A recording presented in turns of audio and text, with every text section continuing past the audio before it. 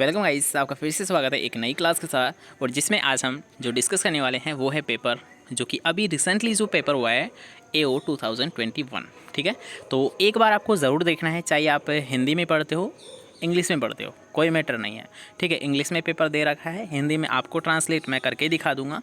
तो बस आपको एक बार ज़रूर देखना है इस पेपर को, चाहे आप 12th कर रहे हो, कोई BSc की एंट्रेंस एग्ज़ाम की तैयारी कर रहे हो या फिर MSc एंट्रेंस की तैयारी कर रहे हो। बस एक बार पूरा पेपर ज़रूर देख लेना, ताकि आपको ये गाइड ज़रूर इनसे हो जाएगा, इन क्वेश्चन से, कि किस टाइप के क्वेश्चंस आपको AA या फिर AO में देखने को मिलते हैं। यहाँ तक कि BSc एंट्रेंस में भी ये क्वेश्चंस आपको पूछे आते हैं, मतलब JET ICAR BHU में भी इनसे कुछ क्वेश्चंस आपको डायरेक्ट एज इट इज़ आपको पूछ लिए जाते हैं। ठीक है, तो इसलिए आपको पेपर एक बार ज़रूर देखना है। और बाकी ट्रांसलेट की बात है वो आपको मैं करके दिखा दूँगा। ठीक है, तो चलिए आज की क्लास को स्टार्ट करते हैं, मेरा कोई टाइम वेस्ट किया है। और इसके लिए वैसे सबसे पहले यहाँ पर इंडिया जीके और राजस्थान जीके हैं, तो उनको हम यहाँ पर हटा देते हैं। आते हैं हमारी एग्रीकल्चर की ओर। तो आप यहाँ पर देख सकते हो 66 क्वेश्चन पर।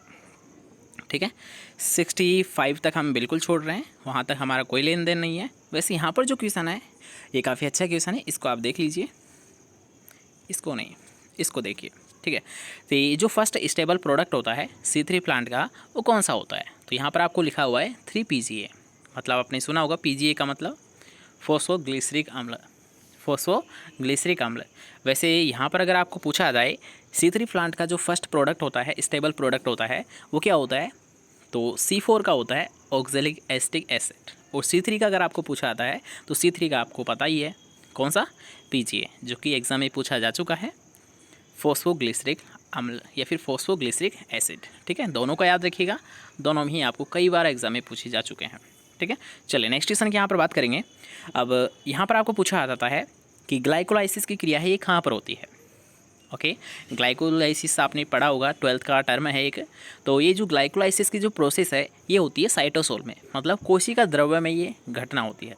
जैसे कि आपने सुना होगा हेसले चक्र, ठीक है, केल्विन चक्र आपने पढ़ा है, तो उन्हीं से यहाँ पर शब्द यहाँ पर लिया गया है। ग्लाइकोलाइसिस एक चक्र होता है जो कि कहाँ पर परिपूर्ण होता है या फिर पूर्ण यहाँ पर कहाँ पर होता है, ये साइटोसोल में होता है, कोशिका द्रव्य में होता है। ठीक है, याद रखेगा। चलिए नेक्स्ट क्वेश्चन की यहाँ पर बात करेंगे कि स्टोमेटल क्लोजर। आपने कई बार सुना है कि स्टोमेटा को बंद करने वाले हार्मोन्स होते हैं, वो कौन कौन से होते हैं या फिर कौन सा होता है। ठीक है, तो यहाँ पर आप देख सकते हो कि स्टोमेटा जो क्लोजर है, ऑप्शंस के अकॉर्डिंग यहाँ पर आंसर है। ठीक है, आपको वैसे तो देखने को मिलेगा जो स्टोमेटा क्लोजर है वो फोस्फो एक होता है PMA। ठीक है, PMA नाम तो सुना ही होगा, तो PMA होता है वैसे, लेकिन यहाँ पर जो बात की जा रही है जो ऑप्शंस के अकॉर्डिंग, उसमें था आपका एब्सिसिक अम्ल। क्यों? क्योंकि याद रखिए एब्सिसिक अम्ल है, इसका काम क्या होता है, इसका फंक्शन क्या होता है? तो इसका जो फंक्शन होता है, जैसे कि मान लीजिए कोई प्लांट है, ठीक है, कोई प्लांट है, इस पर ये लीव्स लगी हुई है। ओके, तो इन लीव्सों को हटाने का काम कौन करता है? एब्सिसिक अम्ल करता है। इसलिए तो आपको एग्जाम में क्वेश्चंस पूछे जाते हैं एब्सिसिक अम्ल से। क्यों? क्योंकि याद रखिए एब्सिसिक अम्ल को स्ट्रेस हार्मोन भी बोला जाता है, तनाव हार्मोन भी बोला जाता है। क्या बोला जाता है? स्ट्रेस हार्मोन भी से बोला जाता है। याद रखिएगा, डायरेक्ट आपको एग्जाम में पूछ लिया जाता है कि स्ट्रेस हार्मोन किसे कहते हैं या फिर पत्तियों को गिराने वाला हार्मोन कौन सा होता है, तो आप बिल्कुल स्पष्ट बता दीजिएगा ABA मतलब एब्सिसिक अम्ल होता है। ठीक है, चलिए नेक्स्ट क्वेश्चन की यहाँ पर बात करेंगे कि काइनेटिन ऑन डिलेइंग सेंसेंस। मतलब यहाँ पर जो इसका हिंदी अर्थ निकल रहा है वो है कि जीर्णता, सॉरी एक मिनट। ओके, तो यहाँ पर आते हैं हमारे क्वेश्चन पर, 68 नंबर का क्वेश्चन हम बात कर रहे थे। तो यहाँ पर देखिए कि काइनेटिन की यहाँ पर बात की जा रही है कि काइनेटिन ऑन डिलेइंग सेंसेंस। तो इसका मतलब है कि जो जीर्णता पर जो प्रभाव पड़ता है उसका मतलब क्या होता है? मतलब जो काइनेटिन के कारण जो जीर्णता आती है वो क्या होती है? लेट आती है, देरी से आती है। तो इस प्रभाव को क्या कहते हैं? इसे हम कहते हैं, याद रखिएगा, रिचमंड लॉन्ग प्रभाव या फिर लैंग प्रभाव, रिचमंड लैंग प्रभाव। डायरेक्ट ये क्वेश्चन ऐसे भी पूछ लिया जाता है आपको कई बार कि रिचमंड लैंग प्रभाव है, ये किसके कारण पड़ता है, किस हार्मोन के कारण पड़ता है? तो याद रखिए ये पड़ता है काइनेटिन के कारण। किसके कारण पड़ता है? काइनेटिन के कारण पड़ता है, या फिर आपने सुना ही होगा साइटोकाइनिन, साइटोकाइनिन। ठीक है, अगर आपको काइनेटिन देखने को मिलता है ऑप्शन में तो काइनेटिन, अगर आपको साइटोकाइनिन देखने को मिलता है तो साइटोकाइनिन, याद रहेगा। चलिए नेक्स्ट क्वेश्चन की यहाँ पर बात करेंगे। आई थिंक आपको समझ आ रहा होगा हर एक क्वेश्चन क्योंकि यहाँ पर आपको इंग्लिश और हिंदी दोनों में ट्रांसलेट किया जा रहा है, अच्छे से समझाया जा रहा है। तो वीडियो को एंजॉय कीजिए केवल, ठीक है। आपको क्वेश्चंस ऑटोमेटिक याद हो जाएंगे। बस आपको एक, जैसे आप मूवीज़ देखते हो इंटरेस्ट टाइम में, एंटरटेनमेंट टाइम में, उसी टाइम में ये वीडियो आपको देखनी है, जिससे कि आपको वीडियो कवर हो जाएगी और क्वेश्चंस भी आपके कवर हो जाएंगे, ठीक है। तो यहाँ पर देख लीजिए 69 नंबर के क्वेश्चन पर आते हैं कि कंटिन्यूसली प्लांट ग्रोथ, मतलब याद रखिएगा कि ऐसा प्लांट पार्ट कौन सा है, पौधे का ऐसा भाग कौन सा है जिसमें लगातार वृद्धि होती रहती है। क्या होता है? लगातार जिसमें वृद्धि होती रहती है, वह कौन सा प्लांट का पार्ट है, कौन सा प्लांट का पोर्शन है। तो आपने देखा होगा, याद रखिएगा कि मान लीजिए कोई सा भी प्लांट है, इसका जो सबसे जो ऊपरी वाला हिस्सा होता है, ये क्या होता है? लगातार वृद्धि करता रहता है। किसके कारण? ऑक्सीजन के कारण। किसके कारण करता है? ऑक्सीजन के कारण करता है।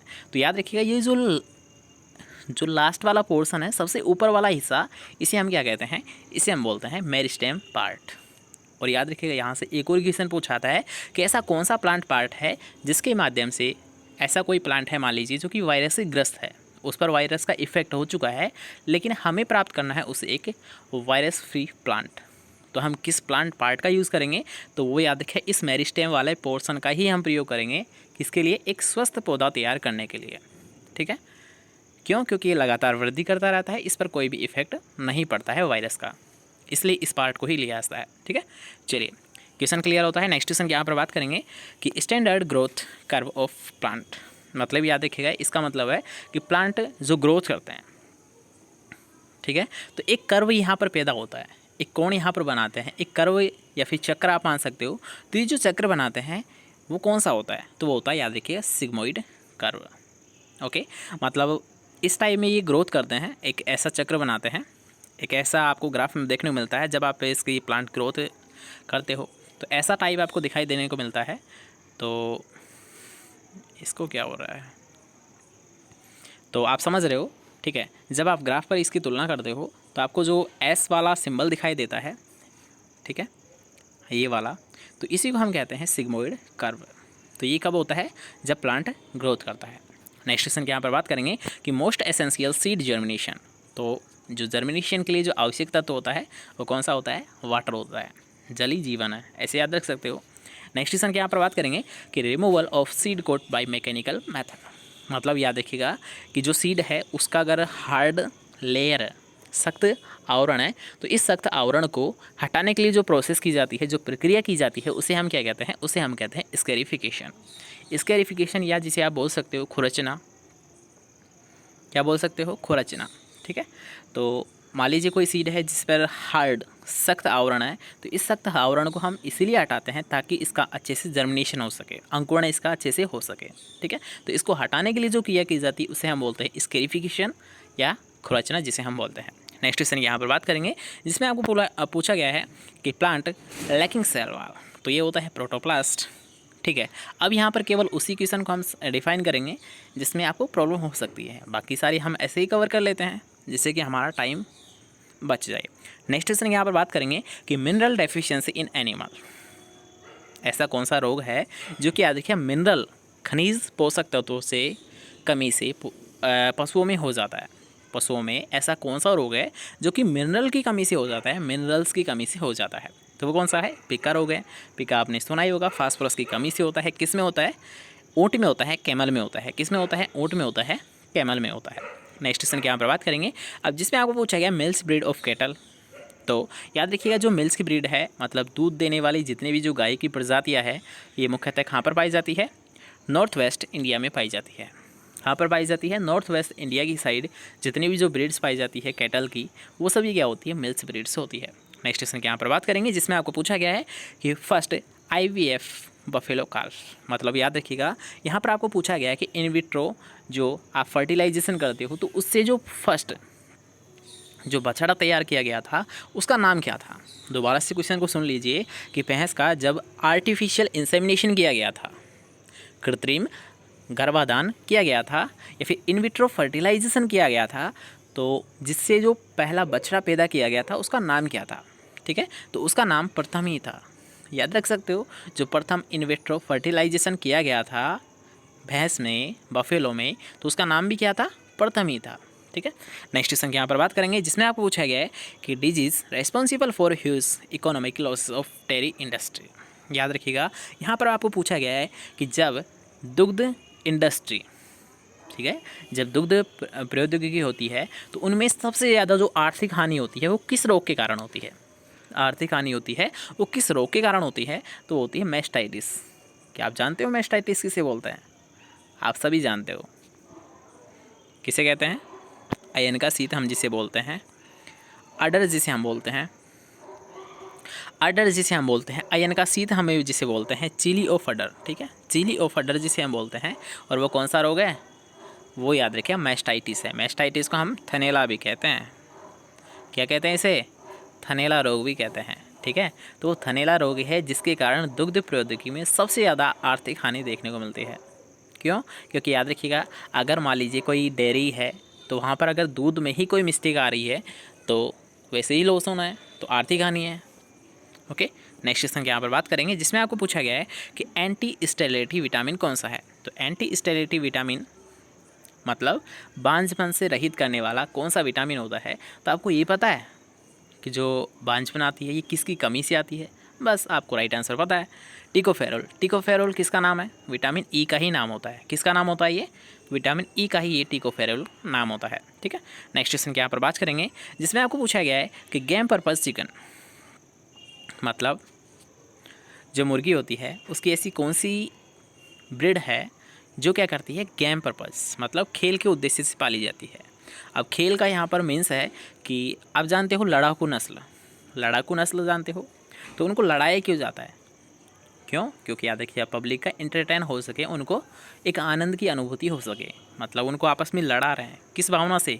खेल की भावना से, ठीक है। तो खेल वाली जो ब्रीड है आप सभी जानते हो वो होती है असील होती है। कौन सी होती है? असील होती है, जो कि लड़ने के लिए फेमस है। लड़ाया क्यों जाता है? ताकि इंटरटेन हो सके। अगर इंटरटेन होगा तो क्या है? एक तरह का खेल है, एक गेम है, ठीक है। चलिए क्वेश्चन समझ आ चुका है। नेक्स्ट क्वेश्चन की यहाँ पर बात करेंगे कि लोला किसे कहते हैं? तो आई थिंक आपको ये पता है कि जो साहिवाल होती है इसकी जो स्किन होती है, इसकी जो त्वचा होती है वो काफ़ी ढीली ढाली होती है। क्या होती है? ढीली ढाली होती है, मतलब ल्यूज स्किन इसकी होती है। और इस ल्यूज स्किन के कारण इसे एक नाम दे दिया गया है, वो क्या है? लोला। साहिवाल को हम लोला भी कहते हैं। क्या आपको ये पता है मिनी जाफराबादी मिनी हालीफेंट किसे बोलते हैं? मिनी एलिफेंट किसे बोलते हैं? तो मिनी एलिफेंट मतलब उसके भारी वज़न के कारण उसे संज्ञा दे दी गई है, उसे एक उपनाम दे दिया गया है। क्या? मिनी एलिफेंट, छोटा हाथी। क्यों? क्योंकि इसका वेट भारी होता है। कौन सी है वो नस्ल? जाफराबादी। कौन सी होती है? जाफराबादी होती है, ठीक है। चलिए नेक्स्ट क्वेश्चन की यहाँ पर बात करेंगे अब जिसमें आपको पूछा गया है कि NRC Olympic national research centre है जो सुअरों का, वो कहाँ पर स्थित है? तो हमें पता है कि कहाँ पर है? गुवाहाटी में है। कहाँ पर है? गुवाहाटी में है। नेक्स्ट क्वेश्चन की यहाँ पर बात करेंगे जिसमें आपको पूछा गया है कि रोमेन बाईपास प्रोटीन फीड। तो याद रखिएगा इसके लिए हम कौन सा ट्रीटमेंट यूज़ करते हैं? फॉर्मेल्डिहाइड ट्रीटमेंट किया जाता है। नेक्स्ट क्वेश्चन की यहाँ पर बात करेंगे कि एनिमल सेंसस एवरी। तो याद रखिएगा जो पशु गणना होती है वो प्रत्येक 5 साल में होती है। आप सभी को पता है, आप सभी को विदित है कि जो एनिमल सेंसस होती है, पशुधन जनगणना होती है, ये कितने सालों में होती है? एक बार। 5 सालों में एक बार होती है। कितनी होती है? एक होती है। 5 सालों में एक बार होती है, ठीक है। अगर आपको वीडियोस पसंद आ रही है, अगर आप यहाँ तक पहुँच गए हो, आई थिंक आपको वीडियो पसंद आ रही है तभी यहाँ पर आप पहुँचे हो, तो सबसे पहले वीडियो को लाइक कर दीजिए। चैनल को सब्सक्राइब नहीं किया है तो चैनल को सब्सक्राइब ज़रूर कर ले, क्योंकि यहाँ पर आपको एग्रीकल्चर से संबंधित जितने भी इंपॉर्टेंट क्वेश्चंस आपके बनते हैं वो सारे यहाँ पर आपको अवेलेबल मिल जाएंगे, चाहे वो इंग्लिश की हम बात करें या फिर हिंदी की, सब कुछ यहाँ पर मैटर आपको मिल जाएगा, ठीक है। तो चैनल को सब्सक्राइब ज़रूर कर ले, इसके साथ साथ शेयर ज़रूर कर दे ताकि और भी स्टूडेंट का यहाँ पर बेनिफिट हो सके। चलते हैं नेक्स्ट क्वेश्चन की ओर अब जिसमें आपको पूछा गया है कि process of segregation of affected and suspected animal. याद रखिएगा यहाँ पर ऐसा पूछा गया है, जैसे कि मान लीजिए आप एग्जांपल के तौर पर यहाँ पर बात करूँ तो कोरोना चल रहा है, अभी तो क्या है वैसे हो चुका है खत्म, पहले कोरोना था तो क्या किया जाता था? मान लीजिए ऐसा कोई सस्पेक्टेड था, कोई ऐसा पर्सन था, ऐसे कोई आदमी था जिस पे सर्दी जुकाम लग रही है, तो उसे हम क्या करते थे? उसे अलग रहते थे, या फिर उसे गवर्नमेंट क्या करती थी? उसे क्वारंटाइन कर देती थी। मतलब एक सस्पेक्टेड वो पर्सन है, उस पर उम्मीद है या फिर उस पर किसी का शक है कि इसे कोरोना हो सकता है, तो उसे हम क्या कर देते, एक अलग रूम दे देते थे या फिर उसे आइसोलेशन में भेज देते थे। आइसोलेशन या फिर हम बोल सकते हैं क्वारंटाइन, दोनों का मीन्स एक ही है, ठीक है। तो उसे हम क्या कर देते, अलग कर देते। तो वहाँ पर यही जो प्रोसेस है ये क्या कहलाती है, यहाँ पर आइसोलेशन कहलाती है। अगर मान लीजिए पशुओं में ऐसा कोई जानवर है जो कि थोड़ा सा डिफरेंट दिखाई दे रहा है या फिर वो ऐसा दिखाई दे रहा है कि ये थोड़ा सा रोगग्रस्त हो सकता है, तो उसे हम क्या कर देते थे, अलग कर देते, उसे पृथक्करण हम कर देते थे। किससे, जो स्वस्थ पशु है उनसे। तो इस क्रिया को ही क्या बोला जाता है, आइसोलेशन, ठीक है। चलिए नेक्स्ट क्वेश्चन की यहाँ पर बात करेंगे। नेक्स्ट क्वेश्चन भी इसी से संबंधित है कि removal of uneconomically animal from the herd, मतलब झुंड से एक अनुत्पाद या फिर अउर्वर जिसे आप बोल सकते हो, अनउर्वर जिसे आप बोल सकते हो, ठीक है। अनउर्वर जिससे कोई भी हमें इनकम प्राप्त नहीं हो रही है, ऐसे पशुओं को हम क्या कर देते थे, जो झुंड है उससे अलग कर देते थे। उसे हम क्या कहते हैं, यहाँ पर थोड़ा सा मिसप्रिंट है, वीडिंग तो नहीं कहते। वीडिंग का मतलब होता है, याद रखिएगा, खरपतवारों को निकालना। इसे हम बोलते हैं कलिंग। क्या बोलते हैं, इसे हम कलिंग बोलते हैं। मतलब स्वस्थ पशुओं से अस्वस्थ पशु को बाहर निकालना आइसोलेशन या फिर कलिंग कहलाता है। ओके, चलिए नेक्स्ट क्वेश्चन की यहाँ पर बात करेंगे अब, जिसमें आपको पूछा गया है कि क्रेजी चिक जो डिजीज़ होती है उसका कारण क्या होता है। तो क्रेजी चिक है, याद रखिएगा, काफ़ी फेमस क्वेश्चन है ये। क्रेजी चिक जो कि मुख्यतः मुर्गियों में होता है, जैसे कि नाम से स्पष्ट हो रहा है, क्रेजी चिक ये होता है विटामिन ई की कमी से। नेक्स्ट क्वेश्चन की यहाँ पर बात करेंगे, जिसमें आपको पूछा गया है कि maximum contribution of total milk production, सबसे ज़्यादा जो योगदान है दुग्ध उत्पादन में 54% वो किसका है, भैंसों का है, ठीक है। नेक्स्ट क्वेश्चन की यहाँ पर बात करेंगे कि यीस्ट इन बेकरी, बेकरी में जो यीस्ट है इसमें कौन सी गैस प्रोड्यूस होती है, फिर कौन सी गैस को काम में लिया जाता है, CO2, carbon dioxide. Next question है कि क्रेसेक सिम्टम्स, याद रखिएगा, धान में एक ऐसा रोग है जिसमें क्या होती है, क्रेसेक की अवस्था पाई जाती है, क्रेसेक के सिम्टम दिखाई देते हैं। वो कौन सी है, वो बीमारी होती है, याद रखिएगा, बैक्टीरियल लीफ फ्लाइट। जो डिजीज़ होती है उसका नाम है बैक्टीरियल लीफ फ्लाइट, ठीक है। इसे आप कैसे याद रख सकते हो, यहाँ पर आप एक ट्रिक याद रखिए, BLB का मतलब बैक्टीरियल लीफ फ्लाइट। तो बल्ब में क्या होता है, क्रेक पड़ जाता है, ख़राब हो जाता है, वो क्रेक हो जाता है, उसमें क्या होता है, क्रेक हो जाता है। तो बस यही तो हमारे ट्रिक है, क्रेक से आप याद रखिए क्रेसेक। तो क्रेसेक अवस्था किस में देखने को मिलती है, बल्ब में। क्रेसेक अवस्था किस में देखने को मिलती है, बल्ब में। बल्ब तो जानते हो, लट्टू जिसे हम बोलते हैं देसी भाषा में, ठीक है। तो क्रेक मतलब क्रेसेक, क्रेसेक किस में दिखाई देती है, BLB मतलब बैक्टीरियल लीफ फ्लाइट। चलिए क्वेश्चन क्लियर होता है। नेक्स्ट क्वेश्चन की यहाँ पर बात करेंगे, जिसमें आपको पूछा गया है कि local and systemic both infection, मतलब इन्फेक्शन मुख्यतः दो प्रकार के होते हैं, एक लोकल होता है, एक होता है सिस्टेमिक।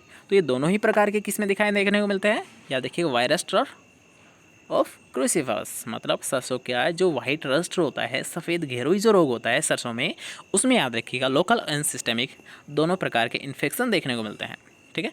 नेक्स्ट क्वेश्चन के यहाँ पर बात करेंगे कि क्लैंप कनेक्शन, याद रखिएगा, ये थोड़ा सा आपके आउट ऑफ सिलेबस भी हो सकता है। अगर आप PSC लेवल क्रॉस कर चुके हो तो कोई दिक्कत नहीं है, लेकिन आप 12th लेवल हो तो आपको कोई दिक्कत नहीं है, इनमें आपको वैसे भी कोई प्रॉब्लम नहीं आने वाली है। जो क्लैंप है, ये कनेक्शन है, ये देखने को मिलता है ऑस्ट्रेलेगो। ऑयस्टर मशरूम, तो याद रखिएगा ये तो मशरूम से इस टॉपिक से है, आप वैसे ये डायरेक्ट याद रख सकते हो, प्लेयर्स। नेक्स्ट क्वेश्चन की यहाँ पर बात करेंगे, जिसमें आपको पूछा गया है, वैसे यहाँ पर इन क्वेश्चंस को आप वैसे छोड़ सकते हो, क्यों, क्योंकि ये थोड़ा सा डीपली है। अगर आप 12th पास आउट हो तो इनको आप वैसे छोड़ दीजिए, वैसे इनके बारे में हम डिस्कस ना करें तो ही बेहतर है, आप इनसे थोड़ा सा प्रॉब्लम आपको आ सकती है, ठीक है। आते हैं नेक्स्ट क्वेश्चन की ओर, जो कि काफ़ी इंपॉर्टेंट क्वेश्चन है और आपके लिए काफ़ी इंपॉर्टेंट है। अगर आप 12th से हो या फिर आप एंट्रेंस एग्ज़ाम की तैयारी कर रहे हो, किसी भी एंट्रेंस की, तो ये क्वेश्चन आपके लिए काफ़ी अच्छा बनने वाला है। सबसे पहले हम जान लेते हैं कि लूज स्मेट ऑफ वीट किसके द्वारा कंट्रोल किया जाता है। तो सबसे पहले याद रखिएगा कि जो लूज स्मेट ऑफ वीट है, इसी में सबसे पहले हॉट वाटर ट्रीटमेंट दिया गया था। कई बार क्वेश्चन पूछा आता है कि हॉट वाटर ट्रीटमेंट है, ये सबसे पहले किस में अप्लाई किया गया था, किस में सबसे पहले इसे प्रयोग में लिया गया था, ठीक है। तो सबसे पहले इसका जो यूज़ किया गया था, ये किया गया था लूज स्मेट को कंट्रोल करने के लिए, ठीक है। तो इसमें क्या किया जाता है, हॉट वाटर ट्रीटमेंट में ये किया जाता है कि 52 डिग्री सेंटीग्रेड तापमान पर, जो सीड होते हैं, लूज स्मट है सीडों के द्वारा होता है, मतलब इंटरनली सीड बोर्न डिजीज़ होती है, मतलब ये बीजों के द्वारा ही फैलती है। तो इन बीजों को हम क्या करते हैं, याद रखिएगा कि 52 डिग्री सेंटीग्रेड तापमान पर इनको हम 11 मिनट के लिए रख देते हैं, जिससे क्या होता है, याद रखिएगा, जो इन्फेक्शन होता है वो ख़त्म हो जाता है। मतलब जो सीड के साथ जो भी माइक्रो ऑर्गेनिज्म है जो कि इसको फैलाते हैं, ओके, जो भी कवक है, जो भी फंगस है, वो क्या होती है, याद रखिएगा, 52 डिग्री सेंटीग्रेड तापमान पर 11 मिनट जब रख देते हैं तो इससे वो ख़त्म हो जाती है और जो लूज स्मट है उसका आसानी से कंट्रोल हो जाता है। ठीक है, तो आई थिंक आपको समझ आ गया होगा ये क्वेश्चन। नेक्स्ट क्वेश्चन की यहाँ पर बात करेंगे। अब याद देखिएगा, पेरानोस्पोरस जो यहाँ पर अवस्था होती है जो कि याद रखिएगा डाउनी मिल्ड्यू में पाई जाती है। डाउनी मिल्ड्यू को हम तुलासिता भी बोलते हैं। ठीक है, तो याद रखना इसमें कौन सी अवस्था पाई जाती है, पेरानोस्पोरस की। नेक्स्ट क्वेश्चन यहाँ पर बात करेंगे कि जो spores formed inside vesicles, Pythium में पाई जाती है। पीथियम जो स्पीसीज होती है उसके अंतर्गत ये पाई जाती है। नेक्स्ट क्वेश्चन की यहाँ पर बात करेंगे कि टोमेटो स्पॉटेड विल्ट वायरस किसके द्वारा फैलाई जाता है, थ्रिप्स के द्वारा फैलाई जाता है। याद रखिएगा, जो टोमेटो में विल्ट वायरस होता है इसे कौन फैलाने का कार्य करता है, थ्रिप्स। और थ्रिप्स वैसे प्रमुख कीट किसका होता है, मिर्च का होता है, चिली का होता है। किसका होता है, चिली का होता है, मिर्च का होता है। नेक्स्ट क्वेश्चन के यहाँ पर बात करेंगे और ये क्वेश्चन याद रखिएगा कई बार ये रिपीट हो चुका है। जीन फॉर जीन हाइपोथेसिस है। जीन फॉर जीन जो परिकल्पना है ये किसके द्वारा दी गई है, ये दी गई है एच फ्लोर के द्वारा। किसके द्वारा दी गई है, एच फ्लोर के द्वारा दी गई है। नेक्स्ट क्वेश्चन के यहाँ पर बात करेंगे जो कि काफ़ी इंपॉर्टेंट है, कई बार आपको एग्जाम में पूछा जाता है। तो याद रखिएगा ग्रीन ईयर ऑफ बाजरा, ग्रीन ईयर डिजीज ऑफ बाजरा, तो ये किसके द्वारा होते हैं, स्क्लेरोस्पोरा ग्रामिनिकोला, स्क्लेरोस्पोरा ग्रामिनिकोला के द्वारा ग्रीन डिजीज से बोला जाता है, जो कि एक फेमस डिजीज़ है। एक फेमस ये क्वेश्चन है, एक मोस्ट पॉपुलर ये क्वेश्चन है कि ग्रीन ईयर जो डिजीज़ होती है बाजरा में ये किसके द्वारा होती है। तो दोबारा से देख लीजिए, स्क्लेरोस्पोरा ग्रामिनिकोला के द्वारा ये होती है। आई थिंक आपको यहाँ तक क्लियर करने में कोई दिक्कत नहीं आई होगी, आपको सब समझ भी आया होगा और आपको क्वेश्चंस याद भी हो गए होंगे। तो अगर आपको वीडियो पसंद आई है तो वीडियो को लाइक कर दीजिए। अगर आपको नहीं पसंद आई तो वीडियो को डिसलाइक आप कर सकते हो बेझिझक, इसमें आपको कोई दिक्कत नहीं होने वाली है। ठीक है, तो चलिए मिलते हैं नेक्स्ट क्लास के साथ। कल आपको फिर से इसी टाइम पर क्लास लेने प्रेजेंट हो जाना है। ठीक है, चलिए मिलते हैं नेक्स्ट क्लास के साथ।